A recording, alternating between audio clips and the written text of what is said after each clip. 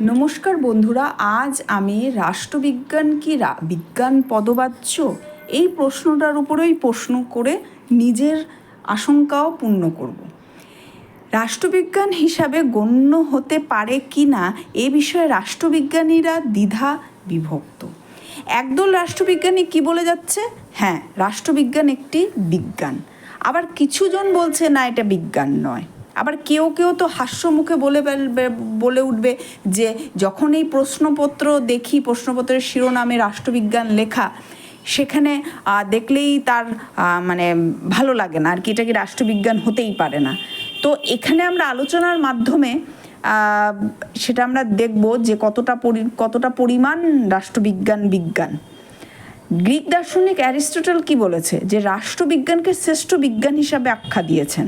রাষ্ট্রবিজ্ঞান সম্পর্কিত সামগ্রিক আলোচনাকে তিনি বিজ্ঞানের মর্যাদা দিতে চেয়েছেন, এবং রাষ্ট্রবিজ্ঞান বিজ্ঞান পদবাচ্য কিনা মতপার্থক্য থাকা সত্ত্বেও অ্যারিস্টটল কিন্তু একে শ্রেষ্ঠ বিজ্ঞান বলেছেন এবং শাস্ত্রটিকে চরম বিজ্ঞান হিসাবে গণ্য করেছেন। এবং পরবর্তীকালে বোদা, তারপর বুটসলি, মন্তেস্কু, পোলক এরা কিন্তু আধুনিক আচরণবাদী রাষ্ট্রবিজ্ঞানীগণ কিন্তু এর সমর্থনে উত্তর দিয়েছেন। এবার তারপরে আছে অনেকে বাকল, কত, ম্যাটলেন প্রমুখ কিন্তু রাষ্ট্রবিজ্ঞানের বিজ্ঞান পদবাচ্য কিন্তু নয় এই কথাটার উপরে কিন্তু ভীষণভাবে জোর দিয়েছেন এবং এর আলোচনার মধ্যে দিয়ে বলে উঠেছেন যে এই যে বিজ্ঞান কথাটা, এটা রাষ্ট্রবিজ্ঞানের এই যে সামাজিক বিজ্ঞান হিসাবে এটা ভীষণ জটিল এবং ঠিক নয়। এ বিষয়ে বিস্তারিত আলোচনা করার আগে রাষ্ট্রবিজ্ঞানের সংজ্ঞা সম্পর্কে কিছুটা জানা দরকার। এই 1950 সালে যে ইউনেস্কো এক আলোচনা চক্রে সিদ্ধান্ত হয় যে বিজ্ঞান হলো কোনো একটি বিষয় সম্বন্ধে সুনিয়ন্ত্রিত চিন্তা, অভিজ্ঞতা, ভূয় দর্শন ও গবেষণা প্রসূত জ্ঞান ভাণ্ডার। অর্থাৎ বিজ্ঞান বলতে আমরা কি বলতে পারি, সেখানে হচ্ছে সুস্পষ্ট জ্ঞান, একটা টপিকের ওপরে আমরা সম্পূর্ণ জ্ঞান, এবং সেটাকে আমরা কি করতে পারি, পুঙ্খানুপুঙ্খ পরীক্ষা নিরীক্ষা করতে পারবো এবং তার উপর পর্যবেক্ষণও করতে পারবো, এবং সেটাকে নিয়ে সেটার যে বিভিন্ন পরীক্ষা নিরীক্ষা, অভিজ্ঞতা, জ্ঞান সংগৃহীত করার কিন্তু একটা পদ্ধতি আমাদের থাকবে, এবং পরস্পর সম্পর্কযুক্ত বিষয়সমূহ সংকৃত জ্ঞানই হচ্ছে বিজ্ঞান। এবার এই বিজ্ঞান উল্লিখিত সংজ্ঞার পরিপ্রেক্ষিতে রাষ্ট্রবিজ্ঞানকে সহজেই বিজ্ঞানে পর্যায়ভুক্ত করা যায় এ বিষয়ে বিভিন্ন যুক্তি কিন্তু আবার তুলে ধরা হয়েছে। পর্যবেক্ষণ, বিশ্লেষণ প্রভৃতি বৈজ্ঞানিক পদ্ধতির একটা খুবই গুরুত্বপূর্ণ জিনিস। এবার রাষ্ট্রবিজ্ঞান বিজ্ঞান পর্যায়ভুক্ত কারণ রাজনৈতিক বিষয়বস্তু শ্রেণীবিভক্তকরণ, বিশ্লেষণ, পর্যবেক্ষণ প্রভৃতি করা সম্ভব। বিজ্ঞানীরা মনে করেন যে শ্রেণীবিভক্ত জ্ঞান থেকে সাধারণ জ্ঞান সূত্রের প্রতিষ্ঠা পাওয়া সম্ভব, কারণ রাষ্ট্রবিজ্ঞানের প্রকৃত বিচারে বিজ্ঞান পদবাচ্য। অ্যারিস্টটল বৈজ্ঞানিক পর্যবেক্ষণ, পরীক্ষা নিরীক্ষার ফল বিচার, তুলনামূলক আলোচনা আর বৈজ্ঞানিক সম্মত পন্থা পদ্ধতির কিন্তু আলোচনায় প্রয়োগ করেছেন।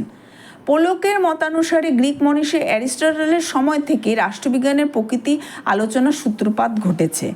রাষ্ট্রবিজ্ঞানে যে শৃঙ্খলিত জ্ঞান, সম্পূর্ণ সূত্র ধরে যে রাজনৈতিক সিদ্ধান্ত গ্রহণ করা, এগুলো কিন্তু বৈজ্ঞানিক সত্যের মর্যাদা দাবি করতে পারে, এবং মানুষের মননশীল ইচ্ছা শক্তি সম্পন্ন এবং মানুষের রাজনৈতিক আচার আচরণের মধ্যে যথেষ্ট সামঞ্জস্য দেখা যায়, আচরণ থেকে সুসংবদ্ধ জ্ঞান লাভ করা যায়, এবং এই যে মানুষের পরিবর্তন, ব্রাইসের মতানুসারে মানুষের যে রাজনৈতিক আচরণের জটিলতা, কিন্তু তার মধ্যে লক্ষণীয় সামঞ্জস্য বর্তমান।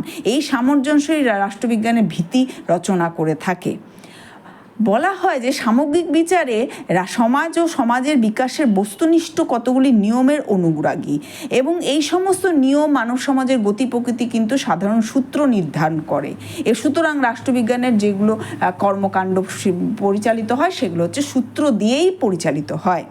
বিজ্ঞানের অধিকাংশ লক্ষণ, বৈশিষ্ট্য, গুণাবলী রাষ্ট্রবিজ্ঞানে বর্তমান। গেটেল বলেছেন কি, যে বিজ্ঞান বলতে যদি কোনো বিষয় সম্পর্কে সংকলিত পর্যবেক্ষণ, অভিজ্ঞতা, পৃথকীকরণ, লব্ধ জ্ঞান ভাণ্ডারকে বোঝায়, তাহলে রাষ্ট্রবিজ্ঞান অবশ্যই বিজ্ঞান হিসাবে গণ্য। ব্রাইস আবার প্রগতিশীল বিজ্ঞান হিসাবে কিন্তু অভিহিত করেছেন।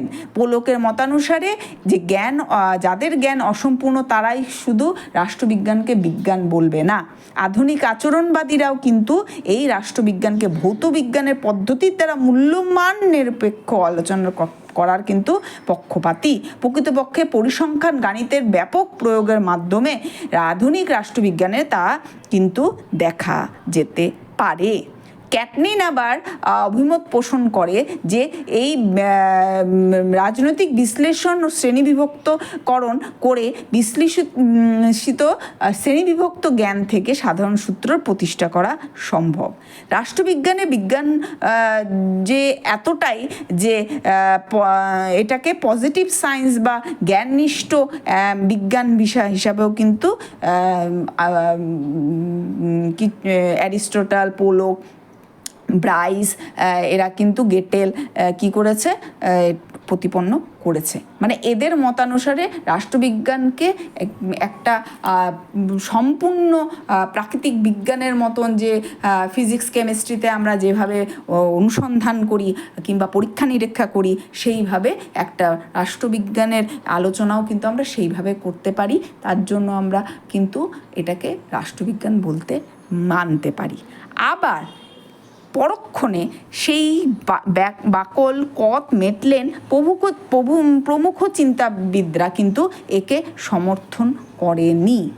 এরা সম্পূর্ণভাবে বিরোধিতা করেছে, বিজ্ঞান পদবাচ্য নয়। মেটল্যান্ড একটা তার বক্তব্যে বলেছিলেন, কোনো পরীক্ষার প্রশ্নপত্রের শিরোনাম যখন রাষ্ট্রবিজ্ঞান কথাটা লেখা থাকে তখন প্রশ্নগুলির জন্য দুঃখ হয় না, দুঃখ হয় সেই শিরোনামটির জন্য।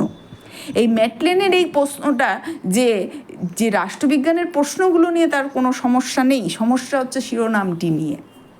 রাষ্ট্রবিজ্ঞানকে যারা বিজ্ঞান হিসাবে মেনে নিতে রাজি নন তাদের মধ্যে কত কি বলেছেন দেখো।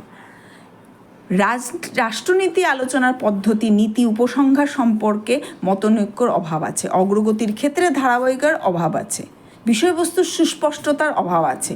রাষ্ট্রবিজ্ঞানের আলোচনায় বিষয়সমূহ অত্যন্ত অনিশ্চিত আর ব্যাপক আর জটিল।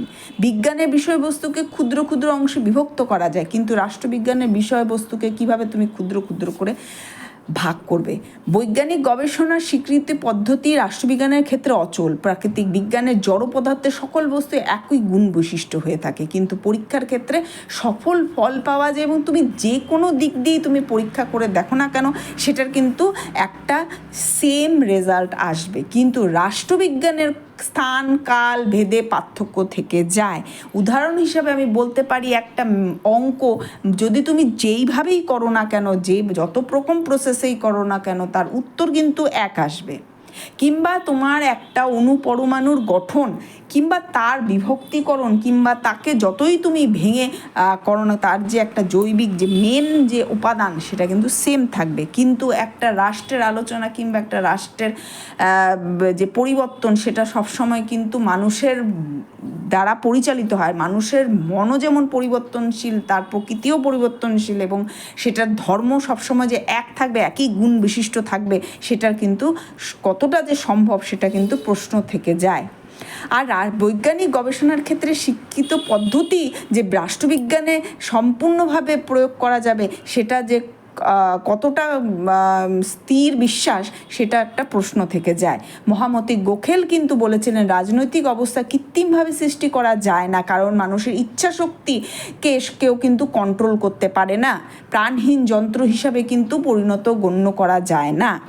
একটা কম্পিউটারকে আমরা যেভাবে পরিচালনা করতে পারবো, কম্পিউটারকে যেরকম সিস্টেমে আমরা চালাতে পারবো, হ্যাঁ মানুষই কম্পিউটার বানিয়েছে, মানুষের দ্বারাই সম্ভব হয়েছে, কিন্তু মানুষের ব্রেনটা যতটা ক্যাপাসিটিপূর্ণ হবে তার থেকে বেশি হলেও কম্পিউটার কিন্তু তার সেম ক্যাটাগরি প্রদর্শন, তার কিন্তু কোনো, আমরা যখন কম্পিউটার পড়ি তখন কিন্তু সেখানে দেখা যায় যে ওর কোনো রেস্ট লাগে না, ঘুম লাগে না, হ্যাঁ চার্জ লাগবে, সেটা একটা সাময়িক ব্যাপার, কিন্তু মানুষ কিন্তু কন্টিনিউয়াস কম্পিউটারের মতন কাজ করতে পারে না। তাই তার ইচ্ছা শক্তি, তার ব্যবহার, তার প্রাণ মানে যে গতিশীলতা সেটার কিন্তু পার্থক্য থেকেই যায়। নির্দিষ্ট প্রাকৃতিক নিয়ম অনুযায়ী বস্তু জগতের গতি প্রকৃতি নির্ধারিত হয়। রাষ্ট্রবিজ্ঞান আলোচনায় বিষয়বস্তুর ক্ষেত্রে তেমন কোনো নির্দিষ্ট নিয়ম কার্যকরী হয় না। তাই রাজনৈতিক বিশ্লেষণ ক্ষেত্রে রাষ্ট্রবিজ্ঞানীর পক্ষে সঠিক সিদ্ধান্ত উপনীত হওয়া, নির্ভুল ভবিষ্যৎবাণী করা কিন্তু অসম্ভব। প্রাকৃতিক বিজ্ঞানীদের গবেষণায় বিষয়বস্তু নিয়ন্ত্রণাধীন থাকে, কারণ তাদের গবেষণায় চার দেওয়ালের মধ্যেই সীমাবদ্ধ। কিন্তু রাষ্ট্রবিজ্ঞান কিন্তু চার দেওয়ালের মধ্যে থাকে না, সেটা কিন্তু আর সেটা যে সবসময় নির্ভুল, মানে ওই যে অ্যান্সার যে এক হবে সেটা কিন্তু না, কারণ মানুষের বিভিন্ন চিন্তাধারার প্রকৃতি আলাদা। এক একজন মানুষ এক এক রকম ধারণা এবং এক এক রকম প্রকৃতিতে এক একটা জিনিসকে কিন্তু বিচার বিশ্লেষণ করে থাকে। বিশেষত যে সামাজিক বিজ্ঞানের ক্ষেত্রে কিন্তু এগুলো ভিন্ন প্রকৃতির রেজাল্ট দিয়ে থাকে। প্রাকৃতিক বিজ্ঞানীদের আলোচনা একেবারে মূল্যবান, নিরপেক্ষ। তারা বিষয়বস্তুর আলোচনার ক্ষেত্রে সম্পূর্ণ বস্তুবাদী দৃষ্টিভঙ্গি গ্রহণ করে। পরীক্ষা নিরীক্ষার ক্ষেত্রে এদের ব্যক্তিগত ভালো মন্দের ধারণা কিন্তু কোনো প্রভাব থাকে না, যে এই টেস্টটা করার পরে সেটার ভালো মন্দ নিয়ে যে আমি যেটা ভাবছি সেটাই হবে সেটা কিন্তু থাকে না, সেটা যেটা হওয়া উচিত সেটাই কিন্তু হয়ে থাকে, এবং এই আলোচনা উদ্দেশ্যমূলকহীন হয়ে পড়ে। কিন্তু সুতরাং রাষ্ট্রবিজ্ঞান প্রকৃত বিচারে ভৌতবিজ্ঞান দাবি করতে একদমই পারে না। যে ভৌতবিজ্ঞানের যে রসায়নের যে মানে পদ্ধতি কিংবা ভৌতের যে একটা বিকাশ বিন্যাস, সেগুলো কিন্তু একটা সামাজিক বিজ্ঞান হিসাবে পরিচিত রাষ্ট্রবিজ্ঞান কিন্তু সম্ভব নয়। রাষ্ট্রবিজ্ঞানের বিষয়বস্তু সম্পর্কে গবেষণার সুনির্দিষ্ট পদ্ধতি নেই, একটা সিস্টেমেটিক ওয়েতে কিন্তু কেউ গবেষণা করে থাকে না। বৈজ্ঞানিক পদ্ধতির প্রধান অস্ত্র হলো পরীক্ষাগার, কিন্তু পরীক্ষাগার কিন্তু রাষ্ট্রবিজ্ঞান আলোচনার ক্ষেত্রে কোনো রকম কোনো জায়গা নেয় না। বস্তু জগতের ক্ষুদ্রাতিক্ষুদ্র অংশ কিন্তু এমনকি অণুপরমাণু নিয়েও কিন্তু ভৌতবিজ্ঞানে আলোচনা করা, কিন্তু রাষ্ট্রবিজ্ঞানে কোনো বিশেষ ব্যক্তি বা তার কার্যক্রমের চিন্তা ভাবনার গতি প্রকৃতি নিয়ে কিন্তু কেউ আলোচনার জন্য পুঙ্খানুপুঙ্খভাবে কেউ করে থাকবে না। গিলক্রিস্ট বলেছেন, রাষ্ট্রবিজ্ঞান কোনো স্থির নির্দিষ্ট ও সম্ভাবনাপন্ন সূত্রের সন্ধান পাওয়া মুশকিল, কারণ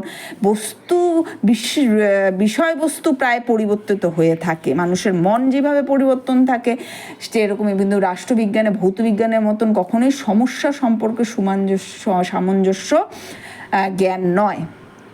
রাষ্ট্রবিজ্ঞানের বস্তুকে নমুনা হিসাবে দেখানো হয়। বৈজ্ঞানিক অনুসন্ধান থেকে রাষ্ট্রবিজ্ঞানী দার্শনিক মনন মতামত অধিক দূরত্ব দেন।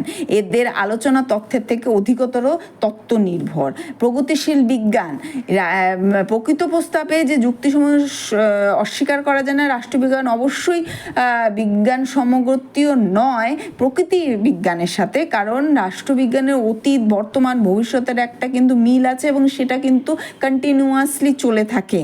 হ্যাঁ, তাই রাষ্ট্রবিজ্ঞানে অধিক মাত্রায় বৈজ্ঞানিক দৃষ্টিভঙ্গি অবলম্বন করেছেন। ব্রাইসের মতে রাষ্ট্রবিজ্ঞান হলো একটি প্রগতিশীল বিজ্ঞান, এবং বলতে পারি আধুনিক রাষ্ট্রবিজ্ঞানরা বস্তুবাদী, তারা ঐতিহাসিক দর্শন আইনগত দৃষ্টিভঙ্গি উপর প্রতিষ্ঠিত। বিজ্ঞান কতটা নির্ভুল তত্ত্ব নির্ভর, কতটা তথ্য নির্ভর ছিল না। আর এই যে আলোচনা, আমরা রাজনীতিতে আধুনিকতার সূত্রপাত করেন ম্যাকিয়াভেলি।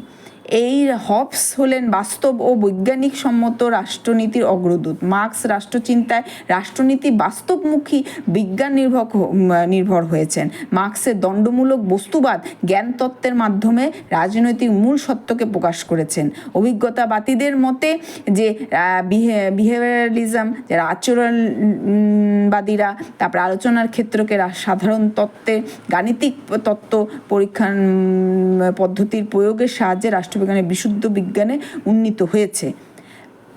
ব্রাইস তার মতানুসারে রাষ্ট্রবিজ্ঞানকে আবহাওয়াবিদদের মতন একটা অপরিণত বিজ্ঞান, রসায়নবিদ্যা পদার্থবিদ্যার মতন সমপর্যায় বিজ্ঞান না হলেও রাষ্ট্রবিজ্ঞানকে একটি গতিশীল সামাজিক বিজ্ঞান, গাণিতিক তত্ত্ব পরিসংখ্যানের পদ্ধতিতে ব্যাপক পর্যবেক্ষণ পরিশীলতার অভিজ্ঞতা গবেষণা লব্ধ জ্ঞানভাণ্ডার রাষ্ট্রবিজ্ঞানকে বহুলাংশে বিজ্ঞান মর্যাদা দিয়েছে। তাহলে আমরা দেখতে পারলাম যে এই রাষ্ট্রবিজ্ঞান আলোচনার ক্ষেত্রে রাষ্ট্রের একদল বলে যাচ্ছে যে এটাকে পুরোপুরি বিজ্ঞান হিসাবে আমরা মেনে নিতে পারি, আরেক দল বলে যাচ্ছে মানতে পারি না, কারণ ভৌত বিজ্ঞানের মতন পুঙ্খানুপুঙ্খভাবে বিশ্লেষণ কিন্তু আমরা কোনো দিনই করতে পারবো না। এটা স্বাভাবিকভাবে এটা একটা সামাজিক বিজ্ঞান, সামাজিক বিজ্ঞানকে কখনোই প্রাকৃতিক বিজ্ঞানের সাথে কিন্তু মিলিয়ে মিশিয়ে ফেললে হবে না।